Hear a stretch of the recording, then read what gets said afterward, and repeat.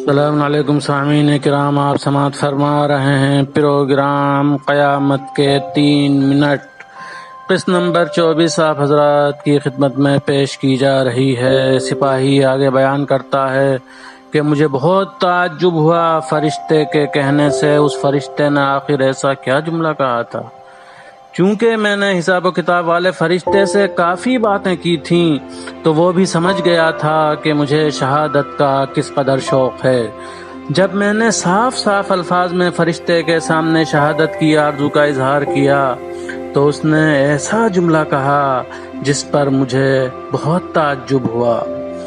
فرشتے نے کہا، اگر تمہیں شہادت کا شوق ہے اور تمہارے مقدر میں واقعی شہادت لکھ دی گئی ہے تو یاد رکھو کہ نامحرم پر تمہاری ایک نگاہ تمہاری شہادت کو 6 مہینے پیچھے ہٹا دے گی۔ اللہ اکبر۔ میرے نامہ اعمال میں برے کاموں میں سے ایک برا کام اور ایسا کام جس نے مجھے بہت ستایا وہ یہ تھا کہ میں اپنے ایک دوست سے بہت زیادہ مذاق کیا کرتا تھا۔ میرا وہ دوست ایک شہید کا بیٹا تھا۔ ہماری بہت پکی دوستی تھی، ہم آپس میں بہت مذاق کیا کرتے تھے۔ میرے ایک دوسرے دوست نے مجھ سے مذاق کرتے ہوئے کہا، تم اپنے دوست کی ماں سے شادی کیوں نہیں کر لیتے؟ اس کا شوہر شہید ہو چکا ہے، وہ شہید کی بیوی ہے، وہ شہید کی بیوہ ہے۔ اس طرح سے تمہاری پکی دوستی رشتہ داری میں بدل جائے گی۔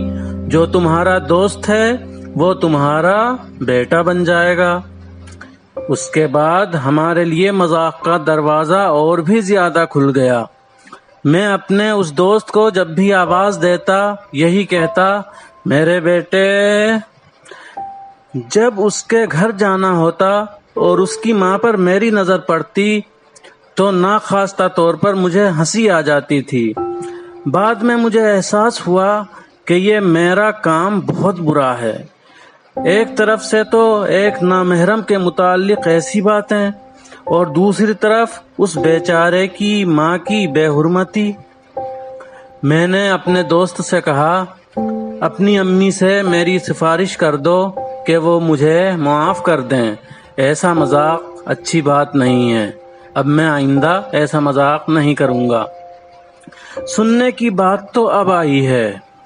محشر کے روز میرے دوست کا باپ جو شہید ہوا تھا وہ میرے سامنے آ کر کھڑا ہوا ہے۔ اس نے مجھ سے تیوریوں پر بل ڈالتے ہوئے کہا، تمہیں کیا حق ہے کہ کسی نامحرم عورت کے بارے میں یا کسی انجان انسان کے بارے میں ایسا مذاق کرو؟ میں وہاں بہت شرمندہ ہوا۔ خدا کا شکر ہے کہ میں نے معافی مانگ لی تھی، اس لیے زیادہ مشکل میں گرفتار نہ ہوا، لیکن میرا دوست شاید میرا پیغام اپنی ماں تک پہنچانا بھول گیا تھا۔ یہی وجہ تھی کہ تھوڑی دیر اس کا باپ میرے راستے میں آ کر کھڑا ہوا۔ اس بیابان کے نظاروں میں سے ایک نظارہ یہ بھی تھا کہ میں اپنے سارے گزشتہ عزیزوں کو دیکھ رہا تھا۔ انہی میں میرے چچا بھی تھے جن کو میں نے اسپتال میں بھی اپنے ساتھ کھڑا پایا تھا۔ میں نے یہاں اپنے چچا کو دیکھا کہ ایک بڑے باغ میں تشریف فرما ہیں۔ میں نے چچا سے پوچھا، امو جان، آپ کو یہ باغ کون سے نیک کام کی جزا میں دیا گیا ہے؟ انہوں نے جواب دیا، میں اور تمہارے والد بچپن میں ہی یتیم ہو گئے تھے، یعنی تمہارے دادا ہمارے بچپن میں ہی گزر گئے تھے، مر گئے تھے۔ ہمارے باپ نے میراث کے طور پر ہمارے لیے ایک باغ چھوڑا تھا۔ ایک شخص ہمارے باغ میں کام کرنے آیا اور یہ طے پایا کہ باغ کے محصولات کا فائدہ ہماری ماں کو دے، یعنی تمہاری دادی کو۔ لیکن اس باغ کے ساتھ کیا واقعہ پیش آیا؟ یہ سننے کے لیے اپنے 2 قیمتی پل کیجیے فلک میڈیا کے نام۔ داستان جاری ہے۔